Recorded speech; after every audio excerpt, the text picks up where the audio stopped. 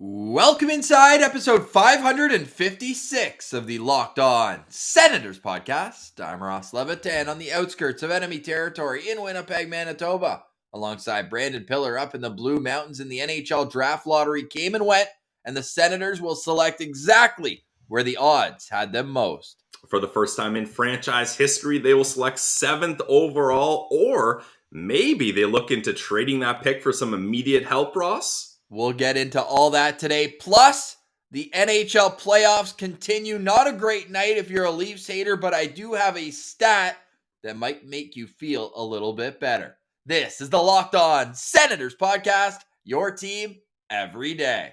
Locked On Senators, your daily podcast on the Ottawa Senators. Part of the Locked On Podcast Network. Your team every day.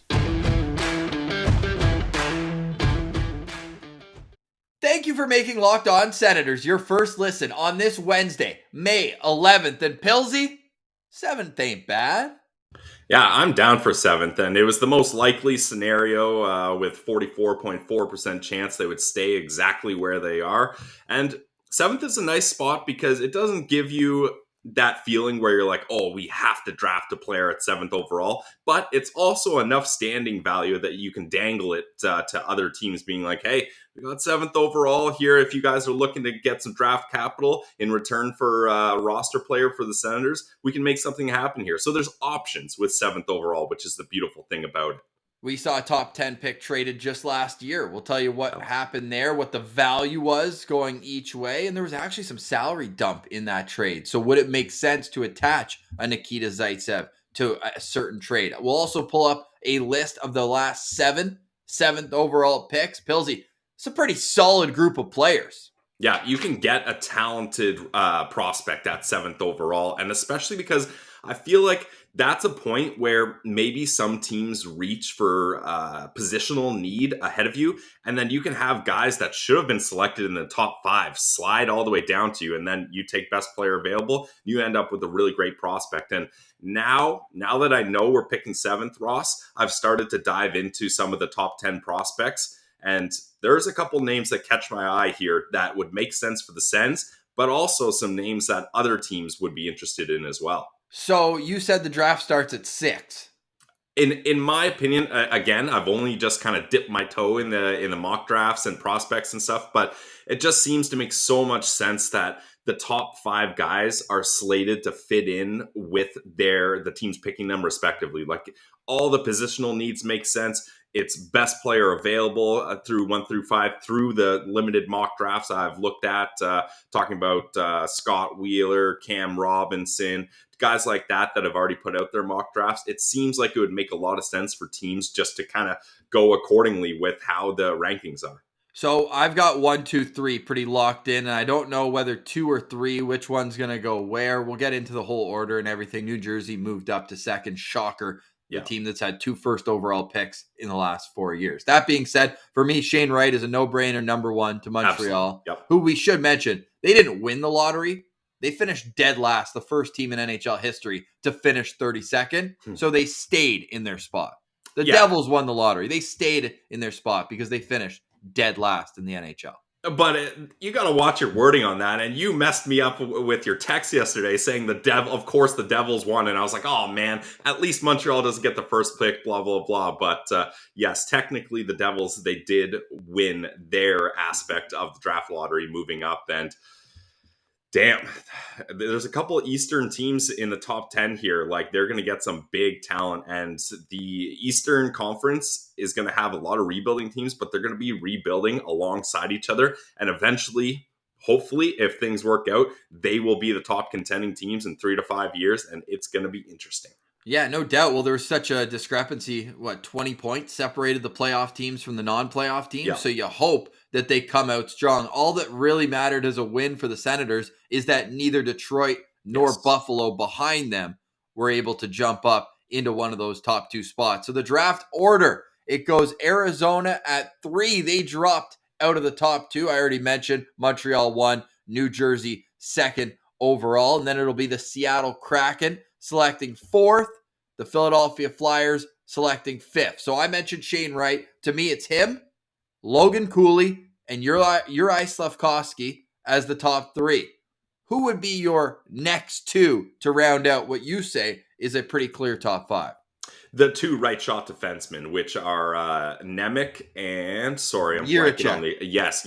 And because look at it, like the Philadelphia Flyers, they need a defenseman. They need everything. Yeah, but Provorov hasn't worked out for them. I don't know why they signed Ristolainen into that deal. Ryan Ellis, it seems like he's got major injury concerns on the wrong half of 30 years old. And they haven't been able to get that decor where they want it. So I don't know why they would pass up a right shot defenseman. And then you look at the Seattle Kraken, they've got their number 1 centerman in Matty Beniers. They've got some decent talent up front. They've got cap room. They've got draft picks that they can use to acquire more forwards.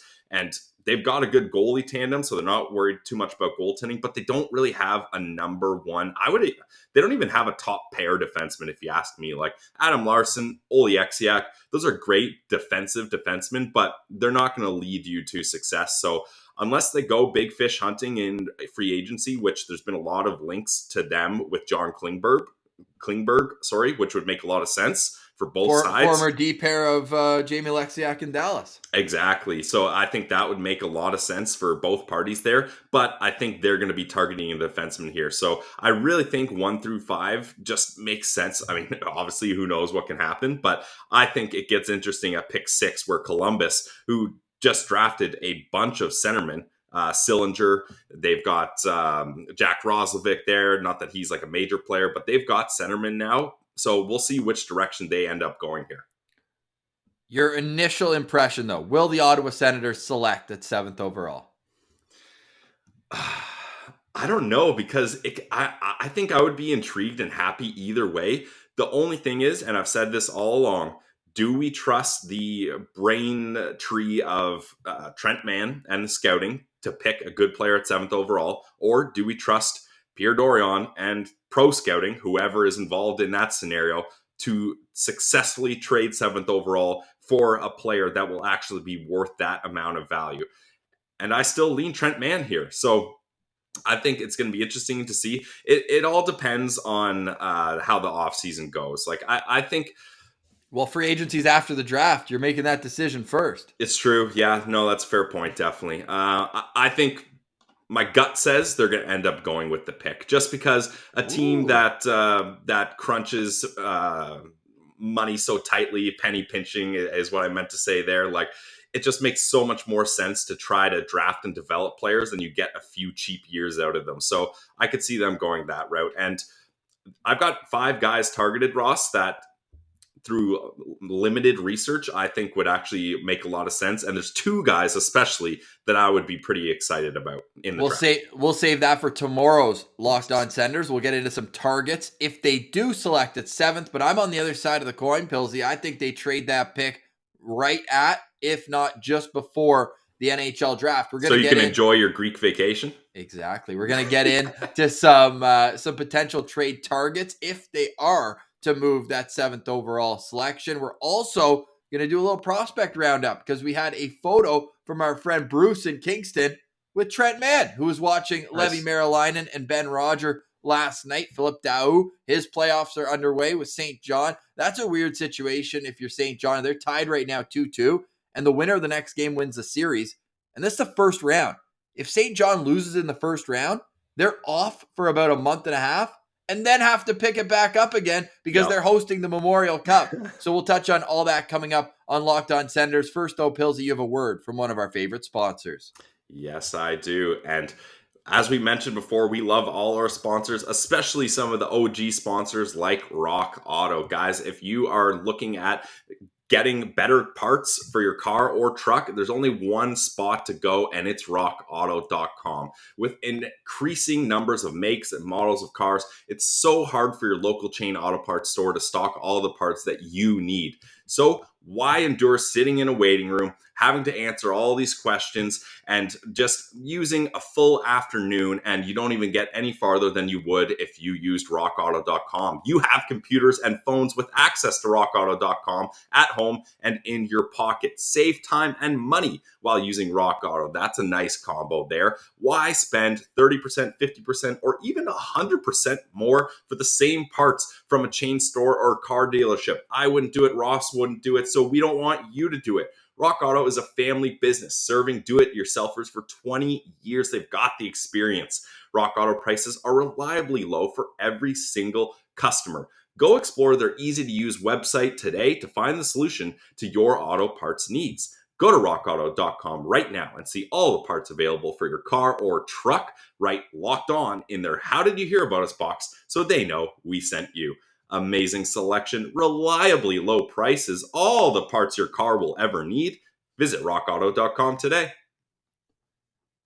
All right, Pillsy. So it's lucky number 7 for the Ottawa Senators going into the NHL draft. At least they have that as an asset. If they'd like to make the selection for the first time in franchise history, they have that option. Or I'm sure there are other teams who would be extremely interested in taking that right off their hands. Now, just going back in the history books at when a top 10 trade or top 10 pick has been traded, of course, Ottawa Senators fans will be very keen to remember when they traded for the second overall pick in the 2001 draft, along with a big lanky defenseman who turned out to be all right. Zdeno Chara, they end up taking Jason Spezza with the pick. Alexi Ashen goes to Long Island. Thank you, Mike Milbury. That being said, 7th and 2nd certainly don't have the same type of je ne sais quoi. Now, in 2013, the New Jersey Devils traded the 9th overall pick to Vancouver in exchange for Corey Schneider, 1-for-1. At that point, Corey Schneider had been a very solid goalie. I mean, injuries took a toll on him later on, but that's one example of the 9th overall pick being traded. And another was just last year, Pillsy, when the Arizona Coyotes acquired a top 10 pick in exchange for Oliver Ekman-Larsson. They also had to send, though, Connor Garland, who certainly had value as well. This was a real blockbuster trade. Oliver Ekman-Larsson and Connor Garland in exchange for Jay Beagle, Louis Eriksson, Antoine Roussel, a first, a second, and a 7th. Arizona also retained 12% of Oliver Ekman-Larsson's salary. Strange number there. Pillsy, all that I heard there was that you can get value on the pick and get out of a bad contract. And we know if there's a landing spot for Nikita Zaitsev this summer, Arizona seems like the most likely destination. Could there be something with Arizona, who picks 3rd, but they also lost out on their own first rounder last year? That's why a big reason why they had to get Vancouver's, because of the incrimination of pre-testing prospects, whatever it was, in John Chaika's clown show reign down in Arizona. So could that be a team? We know who's rebuilding. Would they be one of the most interested teams? And would that type of template work for you? Absolutely. Yeah, I think it makes a lot of sense. I don't see a scenario where Nikita Zaitsev goes to any team other than the Arizona Coyotes. Like, even with retained salary, even with, you'd have to retain half and sweeten the 12%? deal. Yeah, but probably more than 12%, Ross. But it just makes so much sense. But the only thing is, if you're Arizona, the only pieces of value you have now are young talent that are locked up to nice contracts in Clayton Keller, Chychrun, and Nick Schmaltz, right? So, like, if you're a rebuilding team and you've already got those guys locked up, ideally you wouldn't want to trade them. But Arizona's in a whole different scenario here, because this is a team that, let's not forget, this season, they couldn't pay. They were worried about paying off bills to keep an arena that they were going to be moving out of going. And now they have massive costs. Like, I'm sure the NHL is picking up a lot of this bill, but massive costs to renovate a 5,000 seat college arena. So talk about penny pinching. No one's penny pinching like the Arizona Coyotes. So they would be interested in just getting rid of those big contracts, taking on bad contracts in return. And if you're Arizona and you have seasons or drafts where you get Dylan Guenther 9th overall, and then you get the 3rd overall and 7th overall pick, you're setting yourself up for success in the future when hopefully they're ready to be able to build around these players. So they're going to need to dangle guys like Clayton Keller, guys like Chickling, guys like Schmaltz in order to acquire that draft capital, because I think that's the route that they're going to go. And it seems very likely that they would be interested in a guy like Zaitsev if it meant good prospects or picks returning. Before we get into our trade targets that we spoke about on Monday, we didn't really have as much time to go through the top 5 as we would have liked because, of course, the Pierre Maguire news came out. I want to let you know that Locked On Senators is free and available wherever you download your podcast, especially on YouTube. The subscribers have been skyrocketing. The show is skyrocketing. Even though it's the off season, we can't thank all the Sens Central citizens for being a part of it along the way. We have some great plans throughout the off season, so be there every step of the way. We're also making sure that you guys get a little bonus content. We're cutting down some of our segments into extra YouTube videos, so if you click it, you're like, what the hell? That was in the podcast. It's just in case you think of a segment where you're like, oh, I want to go back and listen to that. Boom, we've got the new title for you. Just easy, something extra to click on as well. That's a great reason why to subscribe to our YouTube channel, because you'll be able to see it clear and easy on your home page. All right, get that out of the way, Pelsey, and get into our top 10 trade targets. And here's how I'm going to ask you the question. We'll pull up 1 through 5, another reason to watch on YouTube. We will go through each name, but Pelsey, tell me what you think the trade value would be. Now that we know it's 7th overall, would you have to add to the 7th overall pick to get all 5 of these players? Yes, because all of these teams, other than, well, I shouldn't say all these teams actually, but Minnesota, they're going to need a roster player in return to replace value that they're going to lose in Kevin Fiala. Calgary, if they end up trading Matthew Tkachuk, they need a roster player in return. I would even say Columbus probably would be interested in a roster player in return as well. Whereas Chicago and Arizona, they're like, Chicago's got to blow this whole thing up here. Although they still have Kane and Taves and they just acquired Seth Jones, I think they're at a point where they're not ready to compete for the playoffs, and they got to start adding value through prospects and picks. And then Arizona, we just went over. So I think the 7th overall alone, 1-for-1, doesn't get it done for any of these guys. No, I agree with that. But I also look at we talked about the situation in Arizona, but I look at the situation in Columbus. They had 2 first-rounders last year. Yep. They have 2 first-rounders this year. And their rebuild's already starting to come along nicely. Yep. I know Liney's only 23 years old. I know that he's still entering the prime of his career, and he could be and might still be a big part of that rebuild. But if you can, they would pick back-to-back 6 and 7. Yeah. And then also at 12. They'd have 3 top 12 picks. Like that, to me, if I'm Jarmo Kekalainen, I'm looking at that and saying, okay, where are we and when do we expect to compete again? Yeah. And that would be a big factor in any conversation there. Now, Calgary's a little bit different, and you'd have to add, to me, you have to add a lot more for any of these 5 guys. Like, it's 7th, it's a top prospect and a roster player. Yep, I would agree. That's probably the starting point for any conversation. Yeah. Yeah. Which one do you think has the most value? Because to me, I know we have Kevin Fiala at number 1, probably because he is most likely. Michael Russo did a mailbag with the athletic Minnesota guy, saying that like he doesn't like throwing rumors against the wall, but he knows the Senators are extremely interested in Kevin Fiala. Yeah. It's no secret.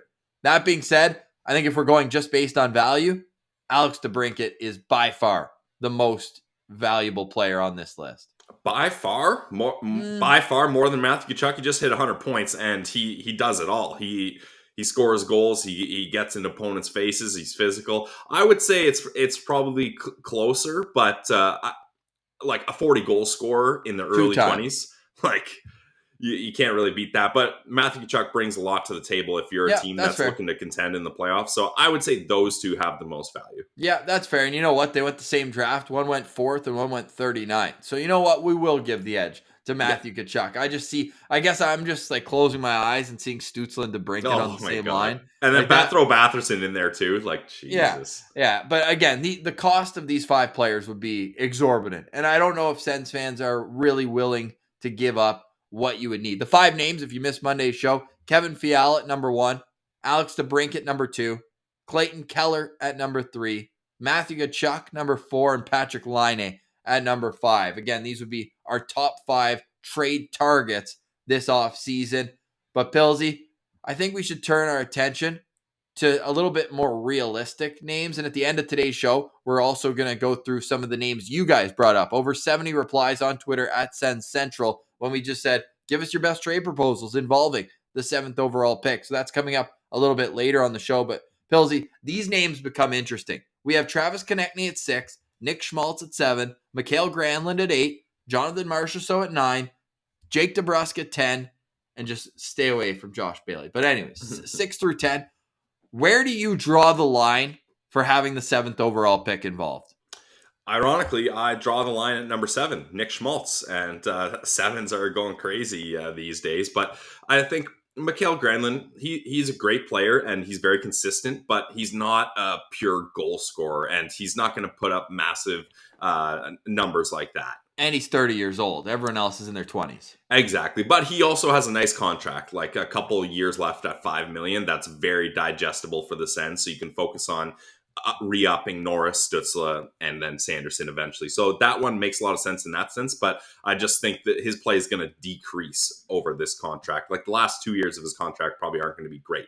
So Nick Schmaltz, Travis Konechny, still guys in great spots, guys that are signed to nice contracts and guys that have potential to grow still. So that's where I would draw the line, because if you're trading the 7th overall pick, it has to be for a top 6 forward, or if you want to go a different route, a top 4 defenseman. But I think the forward is what needs to be focused on here.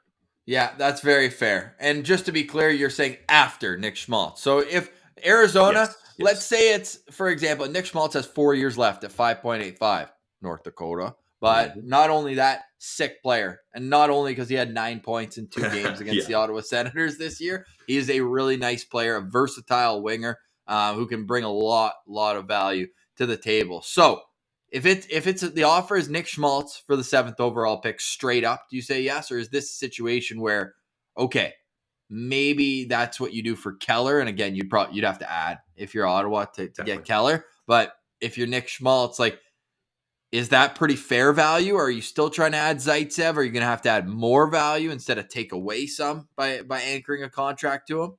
I think it's a decent trade, but I think Arizona is like, they're not looking for one-for-one trades, right? Like they're trying to bolster things here, even if it means taking on bad contracts. Like look at the trade they did with Vancouver that we referenced, right?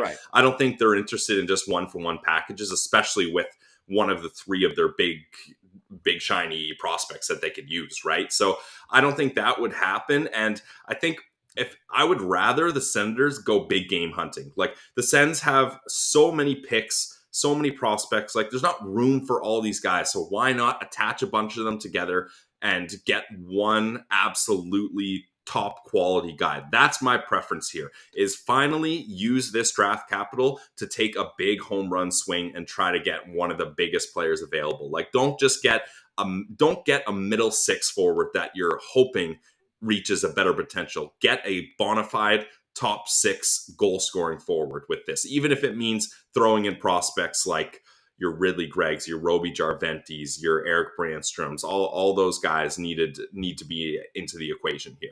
But Pelsey, are you worried then? Because like he had almost a point per game this year.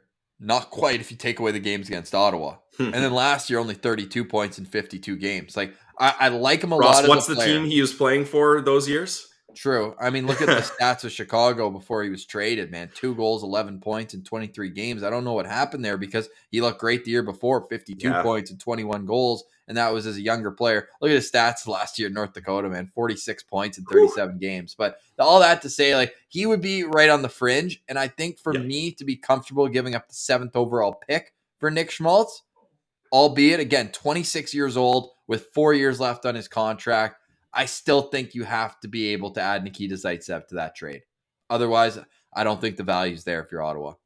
Yeah, if they like addition by subtraction, right? If they can get rid of Nikita Zaitsev, that's just so massive. So I think if you're looking at a deal with Arizona, you got to package the pick and Zaitsev together.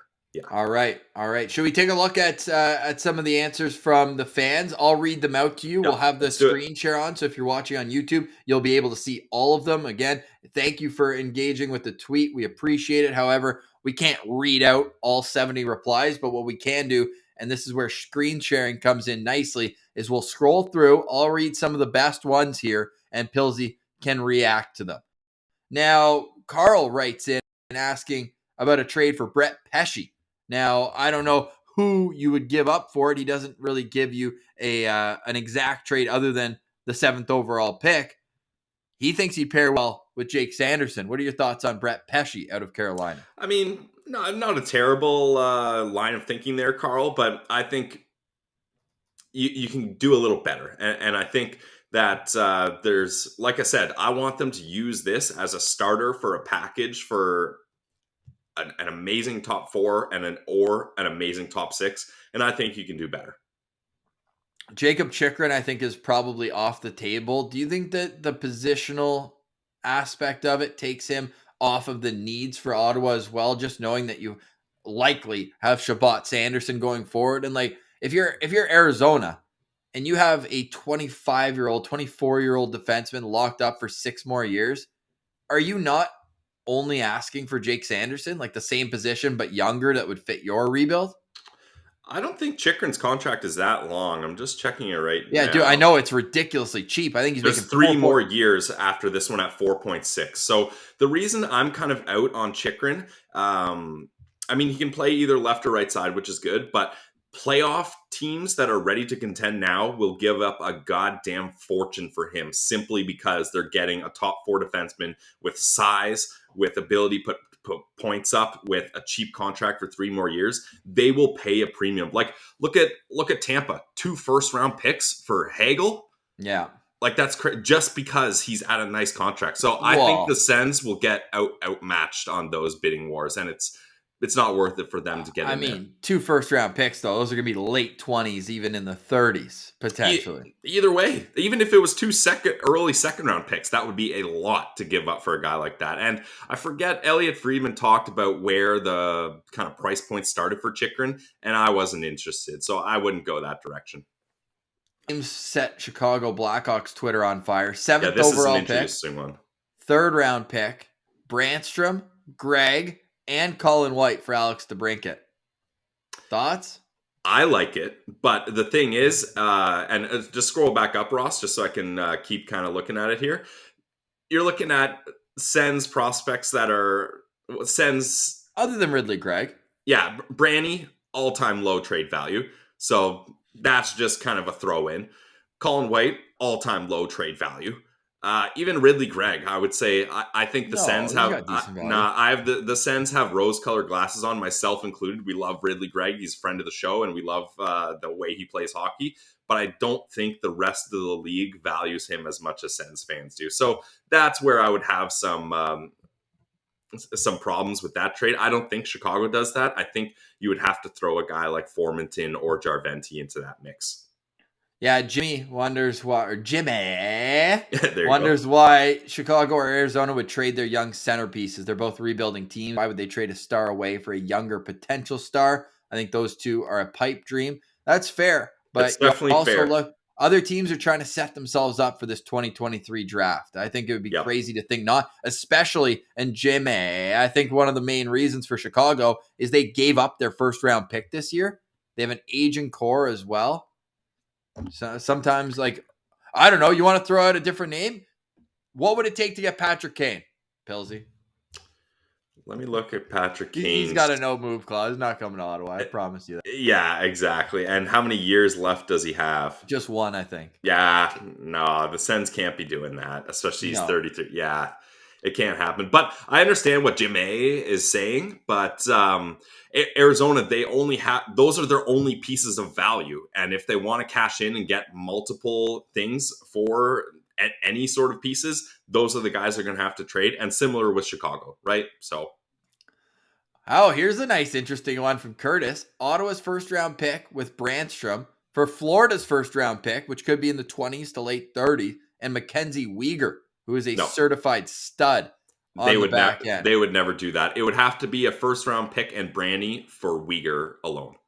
How about Andrew? Some wild takes here. Keep the pick. Yeah, that's the thing. Like, fans, I feel like Leafs suck. Yes. Definitely appreciate that from our guy at Williams Martian. There's fans seem to think like every single superstar that has been traded, Ross, no fan or reporter has been even close on what the return would be. Like, think about the Erik Karlsson trade. No one was even on the right scent for that. Like, everyone's like, oh, it's going to be Hurdle or Meyer in this deal. Not even close. And then think of the Jack Eichel trade. I don't think anyone was close on that one either. So trades are very different than what fans and people think they will be, myself included. Yeah, 100%. And all these are so interesting because they're obviously from Sens fans and from their perspective. And then you'll see, like, I guess other teams' fans searching that player's name and getting to this thread and being like, are you nuts? And just notice there's nobody on the trade proposals with Arizona, though. Yeah. Oops. Evan, I don't think this one's going to work. Sens trade the 8th overall pick to Detroit for 7. Yeah, probably not. What else do we got here? JT Miller, what do you think about him as a potential target? That's very interesting, but like for Vancouver, they just traded their 9th overall pick to get roster players in Garland and Ekman-Larsson, and I think they're a little nervous about how things are going over there, and I think they're not going to be going I don't know whether they're going to go full rebuild or full send because they're right on the fringe there. Yep, no question. Anyways, thank you for everyone for all these replies. All these replies. Obviously, a Leafs fan can't help himself on a night where their team wins. We'll get into the playoffs in just a moment, but you can really see that Arizona is a main target for Sens fans, whether it's Chychrun, whether it's Keller, or I haven't seen Schmaltz on here at all. But I like the way Schmaltz plays. I feel like he's a DJ Smith.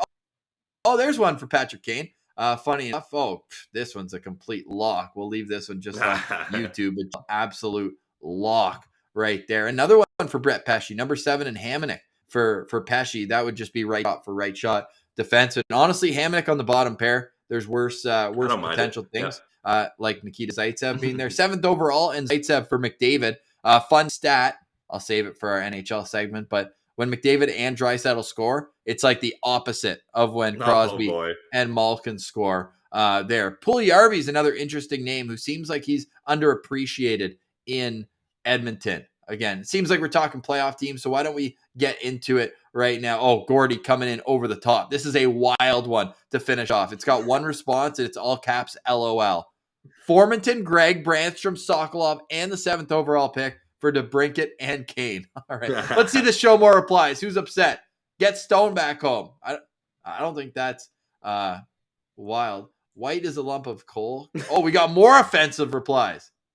Chick behind the Stars bench and a house in Canada. All right. You can wrap it up on that. Thanks for the last one there. Pillsy, do you have an ad here before we hit on the Stanley Cup playoffs? Yes, I do. And to keep going in the playoffs, Ross, you have to make sure your body is fueled properly. And the Tampa Bay Lightning, I hope they're getting their Built Bars in because they've got 2 games up ahead of them. Yeah, I said it, 2 games up ahead of them that they're going to need their best effort. And what is the best part about Built Bars? Well, they're healthy. And wouldn't you know it, they're delicious. Built Bar focuses on making the bars taste good first. Then they figure out how to make it healthy. I mean, perfect example.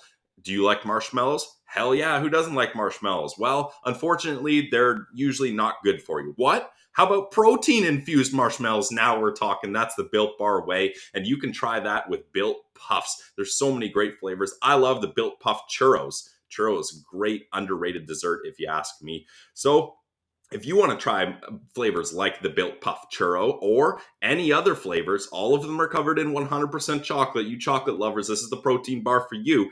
Go to Built.com to get all your favorites. They've also got raspberry, double chocolate, so even more chocolate for the chocolate lovers, and so much more. We recommend getting the mix box so you can try them all. They're delicious. There's new flavors coming out all the time. Go to Built.com. Use our promo code LOCK15 to get 15% off your next order, guys. Once again, use promo code LOCK15 for 15% off at Built.com. It's Built Bar, the protein bar that tastes like a candy bar. All right, Pillsy, some great, brutal, and everything in between when it comes to trade requests or scenarios there from everyone on Twitter at Sens Central. You can also follow along with the show on Instagram, Locked On Senators. Extremely active there. Extremely. So much. No. Follow us on Twitter at Sens Central, but you can shoot us a DM on Instagram, Twitter, or as we keep going back to, the subscriptions have just been skyrocketing. And even if you don't watch the show on YouTube, that's fine. But the more subscribers we have, the more it'll recommend our content. And then the more content we can pump out. Onwards and upwards. It's just a ring around the rosy situation here. And hopefully our pockets are full of elite NHL talent here. And Ross, I have some business administrative stuff here. Whoa! I just mailed out 2 shirts to our good friends Joe Bell and Kurt Watkins, and we still, there it is if you're watching on YouTube, beautiful at Central Citizens shirts, and we still have some left. I got about, I don't know, how many do you have, Ross? A handful? I've got about probably 7 or 8. I've got 8 left. So I've got mediums, larges, extra larges. So if you guys want your shirts, they're almost running out. This is going to be a collector's item years 100%. Down the road. When we're doing episode 2000, you can say, and we have 10 other t-shirt lines going on, and we have a full merchandising business, some hats, some shorts, some golf clubs, golf bags. We're going to do it all eventually. How about a parka for me? Yeah. Hey, you might need that. That's a good call there. Maybe a toque, Ross. We'll start with that. Yeah, no doubt. So, hey, we only have 16 out of 50 left. That's a nice little push. We'd like to thank everyone for chugging along with us. That's huge. So if you guys are interested, DM us on Insta, DM us on Twitter at the Send Central account. Ross, myself, our Twitter handles are below. Shoot us a text. Yeah, whatever. Send us a pigeon carrier, whatever you got to do to let us know you want in on these, because once they're gone, they're gone. We will not be recreating this shirt. If you are a true OG listener, get your hands on a true OG piece of merch here. So we can mail them out, and we're doing that. So get on it while you can. This is our face every time we make a sale.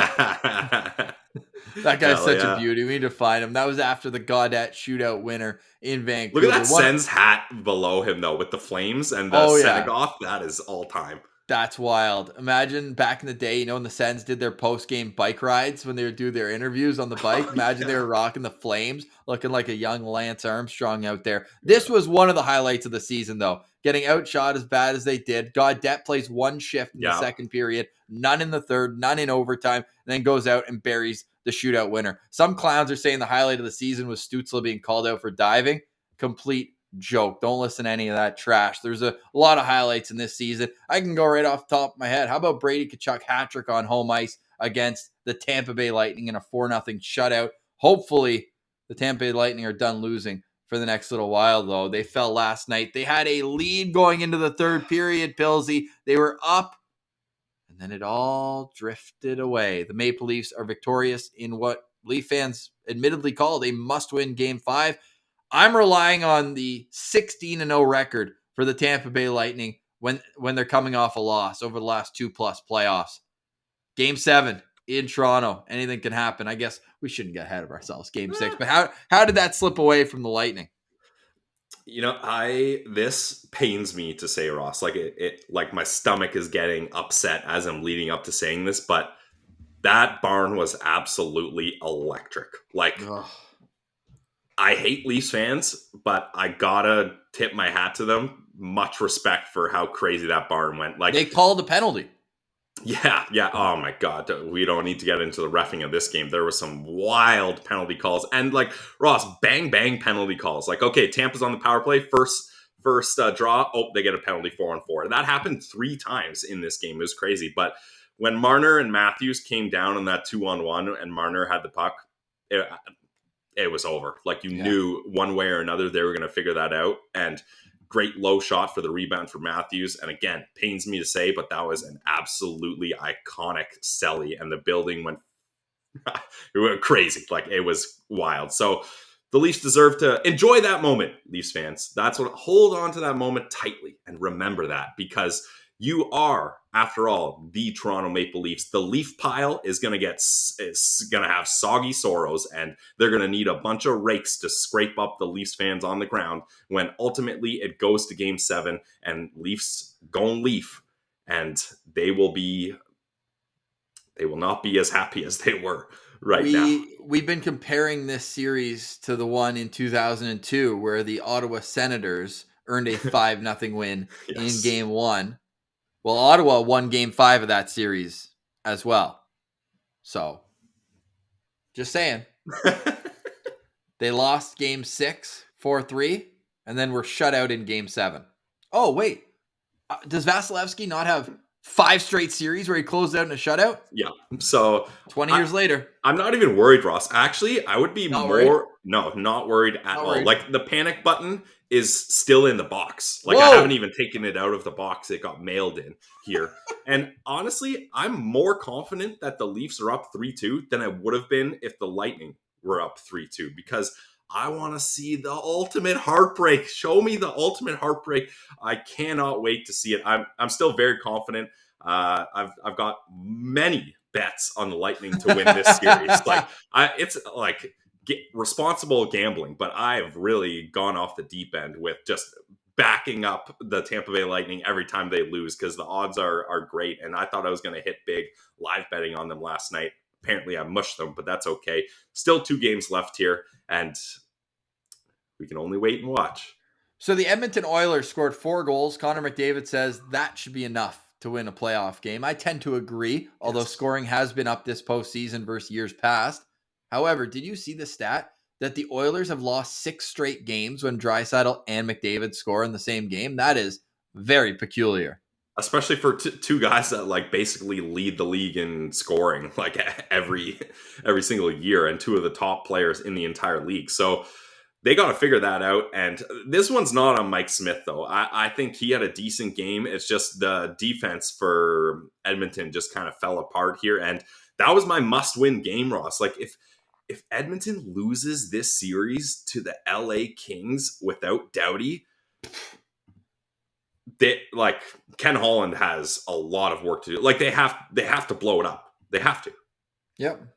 So that is going to be very interesting if that does indeed happen. And it looks, Ross, they ruined my parlay of the day. The overhead for Tampa, Toronto, and then it goes to overtime. And Kempe, hell of a player. I think he's one of the more underrated guys in the league. He finishes it off with a couple minutes in OT. So Oilers fans, you're down bad right now. Down. Pelsey, you took your parlay of the day to Game 7 in round 1, but you fell flat in that overtime. Only 1 minute and 12 seconds into overtime, Edmonton falls. Your parlay of the day is 3-4. Yeah.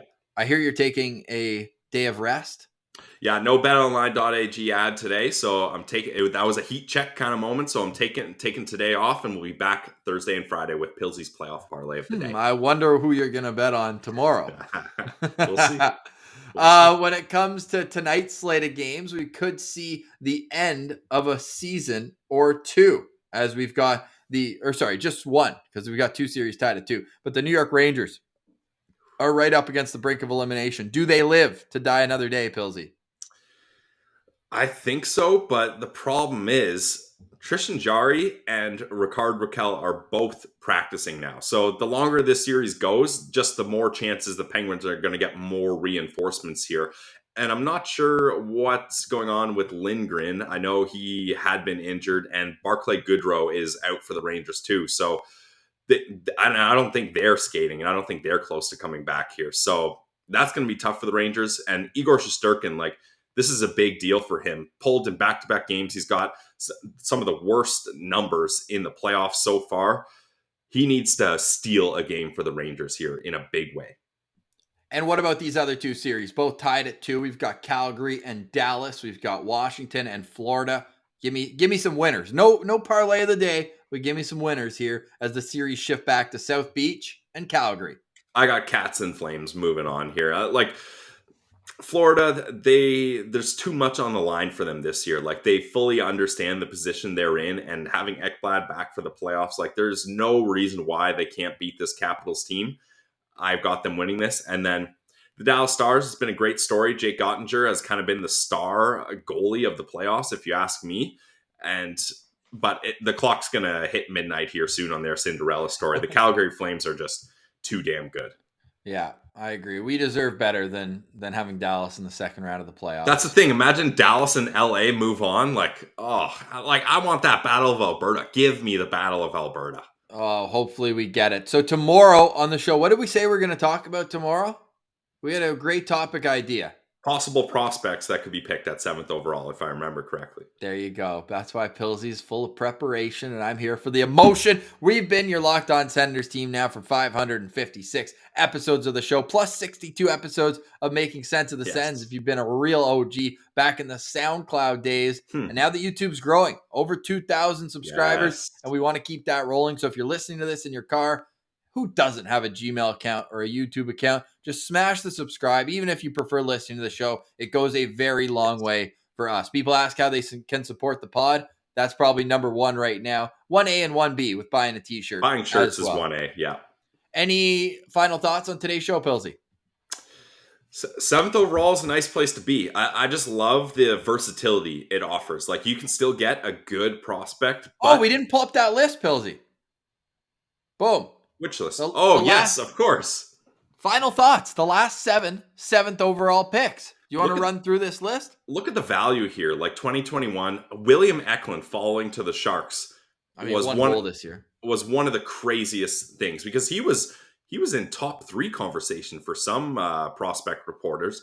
Alex Holtz, man, that guy can score goals. I'm very excited to see what he does in New Jersey. Dylan Cousins, I'm a big Dylan Cousins guy. I think maybe Buffalo brought him in a little too soon and he wasn't quite ready for the responsibility, but I think he's got a lot of potential. Quinn Hughes, I mean, talk about falling. Yeah. Yeah, it was crazy that they got Quinn Hughes and he's just an absolute stud defenseman. Elias Anderson. Barrett Hayton, by the way, in taking him 5th was the most big brain move of all time. That was Chayka and the Yotes? Yeah. Yeah, I didn't love that one. Elias Anderson, meh. That's where 7th overall just the Rangers are going to draft like that, though. Yeah, it doesn't exactly go to where. Clayton Keller, one of our top trade targets. That was finally a pick by Arizona that actually worked out. And then Ivan Provorov, he's struggling in Philly, but he has shown signs that he can be a great defenseman. So there's a lot of opportunity for picking a great, talented prospect that can really have a big effect on your franchise in the future. Because, I mean, other than like the 2019, 2020, and 2021 guys, you got to give them 3 years before you can really make a judgment there. So they got time. All right. Well, let us know in the comments if that list changes your opinion. I know we got everyone all riled up about potential trades, but then you see what the value is with the pick. Maybe people are now starting to take a step back. So either let us know if you want to trade the pick, if you want to keep the pick, and if so, who would you like to draft, which we'll get into tomorrow, or who would you like to acquire, and if so, would you have to give up even more? But for today, we say goodbye. For Brandon Piller, I'm Ross Levitan. This has been the Locked On Senators podcast. Your team every day.